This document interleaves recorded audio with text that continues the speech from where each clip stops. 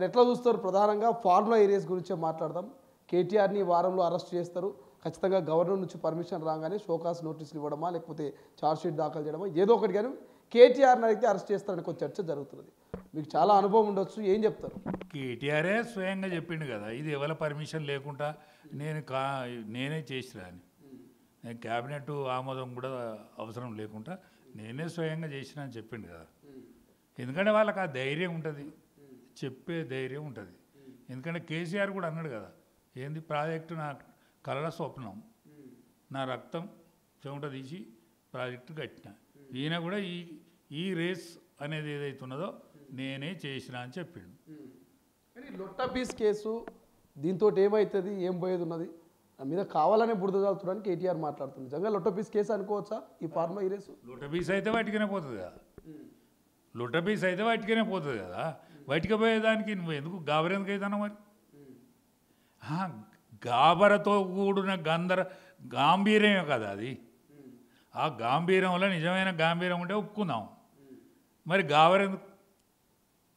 లొటపీస్ case అని ఎందుకు కనాలి? చట్టంలో ఏది ఉంటే చట్టం ఎవరిని చుట్టం కాదు, నేను పొరపాటు చేస్తే నేను కూడా శిక్షకు అర్హున్నే అని చెప్పు. నువ్వు కాబోయే ముఖ్యమంత్రి కదా రేపు.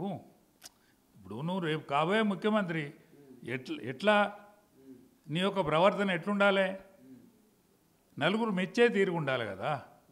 నిన్ను చూసి నువ్వు అందంగా సుందరాకారం చూస్తే నాకు కూడా సంతోషం అనిపిస్తుంది. అందులో గర్వం తొనికిసలాడుతుంది. ఎందుకు? ఇంకా గర్వం పాలు తగ్గదా? తగ్గకపోతే ఎట్లా? ఒక పక్క పెద్ద మనిషి వెనుకకొచ్చి ఆగమైండని అంటాను, వింటానము. ఒక పక్క మీ చెల్లె ఆ మాటలు మాట్లాడుతా అంటే నలుగురు పక్కన నవ్వుతాన్లు. నువ్వు నీ గంభీర స్వరాన్ని అట్లే ఉంచు, కానీ గర్వాన్ని తగ్గిరాదు. కొంచెం గర్వం కొంచెం తగ్గితే కొంచెం సుందర మొకార విందానికి అందమైన పలుకులు మంచిగా పలకరాదు. ఏమైతుందే? చట్టంలో ఎవ్వరి చుట్టం కాదు, చట్టంలో ఏది ఉంటే గది అవుతుంది.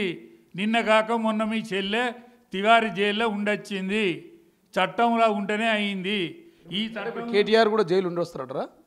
ఎందుకున్నాడు? ఈయనేందుకు మినాయింపా? ఏమన్నా కేసీఆర్ బిడ్డకు మినాయింపు ఇచ్చిండ్రా? కేసీఆర్ కొడుకు కూడా మినాయింపు ఉంటుందా? ఆ మినాయింపు ముందట కూడా దీర్ఘ గంభీర వచనాలు ఎందుకు? చట్టం ఏదంటే చట్టంలో నేనేం తప్పు చేయలేదా?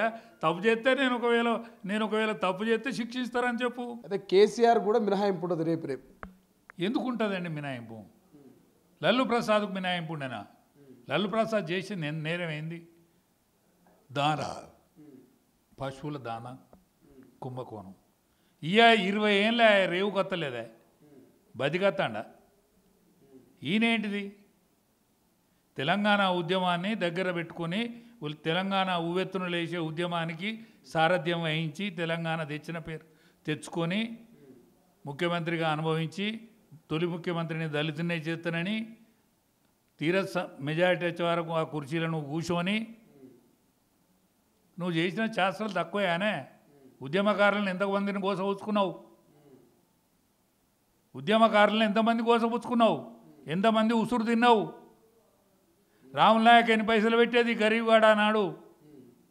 ఎన్ని పైసలు పెట్టేది, ఏడ తెచ్చేదో అన్నాడు. నీకు జేఏసీ ఉద్యమకర్త ఎవరు? కోదండరామ్.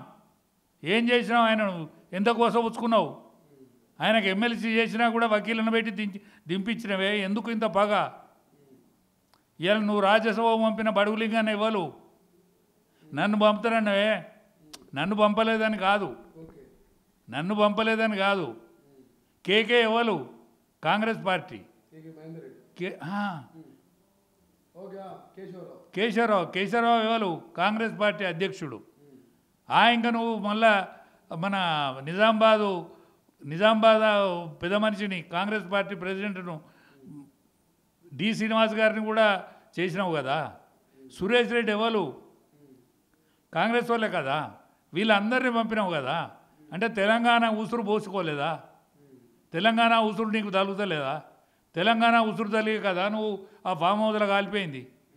నీ పిల్లలు కుక్కల కట్టాడ పెట్టుకుంటాను. చెట్టుకోకలు పిట్టకోకలు మేము ఎట్లయితే అయినామో నీ పిల్లలు కూడా గట్లనే అవుతారు రేపు. ఇవాళ నీ అల్లుని నీ మేనల్లుని ఎవరు తిడతాను? కవిత తిడుతుంది. సంపాదించిన సంపాదన మా బావ సంపాదించుకున్నాడు, మా నాన్నకేం ఎరకలేదని. ఆమె షేటర్ కని పెట్టాట, మొగని పెళ్ళి పోయిందట.